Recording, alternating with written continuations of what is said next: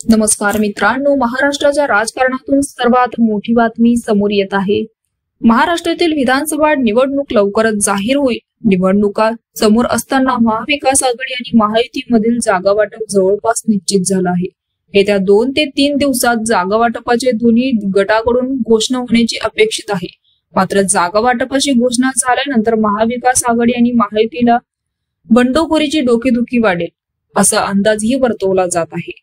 महायुती भाजप 150 ते 160 जागा लढण्याचा निर्णय घेतला आहे, तर मुख्यमंत्री एकनाथ शिंदे यांच्या शिवसेनेला 80 ते 90 जागा, उपमुख्यमंत्री अजित पवार यांच्या राष्ट्रवादी काँग्रेस पार्टीला 40 ते 50 जागा मिळतील।